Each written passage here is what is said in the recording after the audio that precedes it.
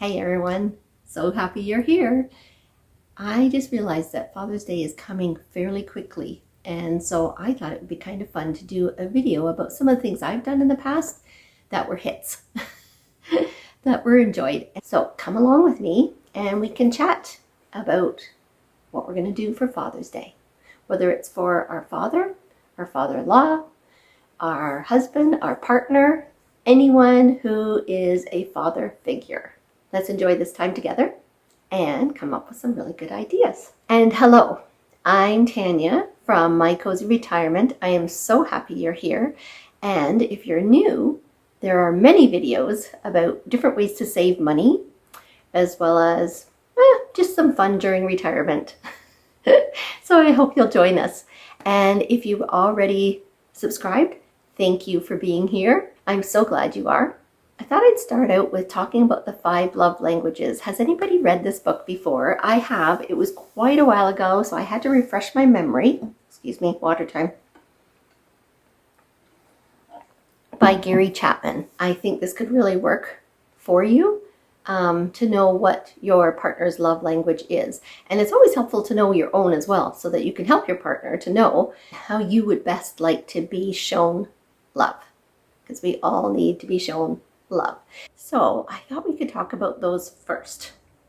As it is a good idea to know your partner's love language as well as your own. Because when it's your birthday or a special occasion of yours, it's kind of nice for someone to be able to treat you in the way that you enjoy being treated. We often will think that because we enjoy cooking for someone or baking for someone, and that is wonderful, and many people will enjoy that. But it may not be their love language. It may be your love language. So there's different types of love languages. We'll review those. And it's just really nice to know, and it kind of helps with some of those gift-giving ideas. So it is Love Languages, and it is by Dr. Gary Chapman. The gifts of love language are, number 1 is words of affirmation. One of the ways, of course, is telling them what you appreciate about them. But the other is leaving notes here and there. It could be a note in a lunchbox. It could be a note on their bathroom mirror. If there's a book that you're going to give them, write a little note inside. So there's different ways of offering words of affirmation, and it's just fun to get creative with that.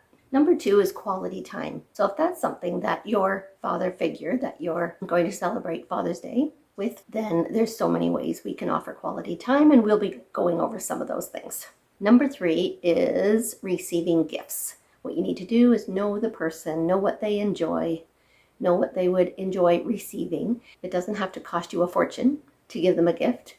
Quite often, people that like to receive gifts, it can be something small, it can be homemade, it could be a gift of food, a gift of treats, a gift of baking, something you've made that you've knitted or crocheted. There's so many ways to give gifts that doesn't have to cost an awful lot.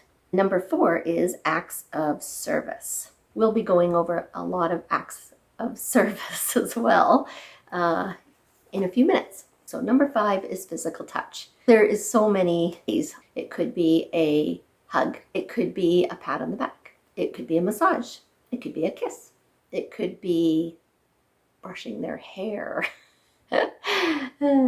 Because kind of like a head massage, they're lovely. And I'm sure you can think of many ways to have physical touch. We're not going to get into all of those. But you use your imagination and go wild.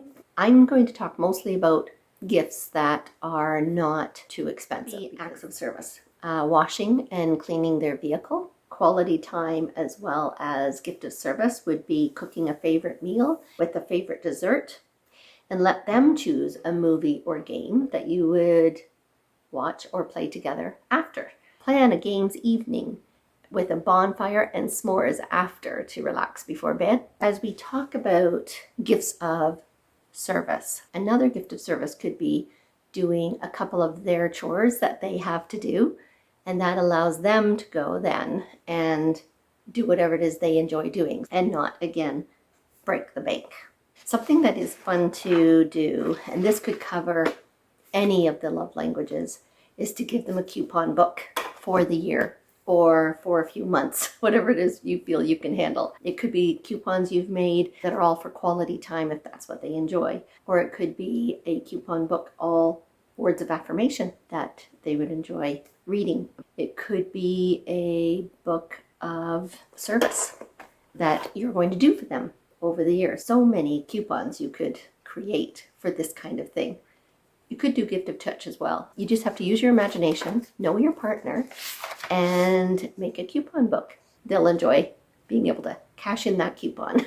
Material gifts will cost maybe a little money, but it doesn't have to cost a lot of money. Could be that if they enjoy flowers or gardening, you could buy them flowers. It could be that you buy them seeds. There are ways of giving physical gifts that doesn't have to cost an awful lot. And if you go to your nearest dollar store, there's some really cute little items for a dad just to throw into a basket or a container that you plan on adding a few items. And so there's these bottle openers. These hammers were super cute. I didn't want to talk while I was there because there was a lot of people, so I'm just trying to do a voiceover. And these banks are really neat too. I mean, if they like a special tea or a special coffee, it could be that you're going to buy them a cup, some tea in it, or put some coffee in it. If the person likes to read, whether it's fiction or nonfiction, that's a great gift that doesn't have to cost too much. And you can possibly thrift the book or find it secondhand at a secondhand bookstore. So it doesn't have to break the budget. Planter, and put inside the planter a barbecue apron, barbecue spices, maybe some barbecue tools, as well as garden gloves and maybe some seeds. So it's kind of that whole outdoor activity. Hello, this is future Tanya. I decided I would go and pick up a few items to kind of give an idea of how to put at least one of the combined gifts together. I chose a garden type multi-gift. So this is a pot from the dollar store. It's actually $1.50. Canadian. And then I have a few items. I already had these from last year. I bought them half price. You can go to Walmart or somewhere and you don't actually have to add these. You can add one and they're really not expensive. So I'm putting those in. And then I just got a few treats that they may like. So I thought, oh, kind of nice to have a treat. And then these are the socks that you've seen when I said I went to the dollar store. I thought they were really cute. If you have a gamer father figure or partner, or this one's beer, fries, and burger. So they're kind of fun socks. And then of course some garden gloves are always a good idea. So I just picked up a few of their seeds. I got 3 of the flower seeds and I got a coriander. And these were 4 for $1.50. So I could also put in a gardening magazine or a subscription for the year for the gardening magazine, whatever works. And so this is quite cute. It has all of the things in it. I didn't get soil because we have a lot of soil, but they did have small bags of soil that might fit in the back, or you might have to get a larger pot. But I thought that was kind of fun for someone that enjoys gardening. You could do something like that with so many different hobbies or interests. You could get a magazine subscription or just one magazine to throw in about gardening or barbecuing. And another gift that costs a little money but also quality time would be going out for breakfast. So you can either just send them out for breakfast if they want to just go on their own and relax and enjoy a book or whatever while they're having breakfast, or if it's also quality time, you could go with them and enjoy breakfast or brunch together. It doesn't cost too much and you got to eat anyway. And one of the things that did cost a little more money but was so lovely and worth it was my husband and I went away one time. It was just a spontaneous, we're going to go this weekend for 2 nights. We went Friday night and Saturday night, and we just went to a city that's not too far away from us, about 3 hours. We hadn't even planned where we were going to stay. We knew what city we were going to, didn't have anywhere that we were staying yet. So that was a bit risky, but we got there and we found a hotel that was not too expensive, had a nice clean bed, and gave you breakfast the next morning. And so that's where we stayed for the 2 nights, and we found places to hike, and we went hiking saw beautiful forests, beautiful waterfalls. We got to feed some chipmunks. It was a lovely, relaxing weekend. That is something also you can do if you save up and plan, put it in your budget. It can just be quality time together, getting away, relaxing and enjoying, and yeah, plan, save, and keep it within the budget. If you can't afford that right now, then why not have a staycation? If you're doing this for your partner, staycation can be really nice as well, especially if their love language is either gift of service or quality time.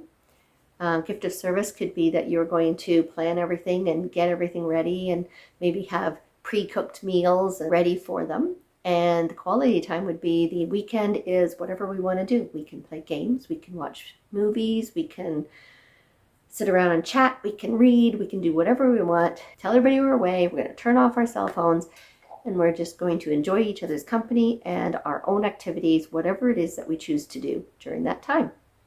And if you pre-plan and are able to pre-cook your food ahead of time, then leave everything else up to whatever it is you choose to do. Anyway, that's another idea, and I hope you enjoyed this episode of My Cozy Retirement, and I hope it gave you a few ideas about what you can do with your partner or for your father figure in your life. Now, something about 5 love languages. There is a 5lovelanguages.com quiz that you can bring up. I did it. It's a lot of questions, so give yourself a bit of time. There's a lot of questions, but you can find out what yours is, and maybe if you're doing quality time together, you could find out what your partner's is as well, or your father figure.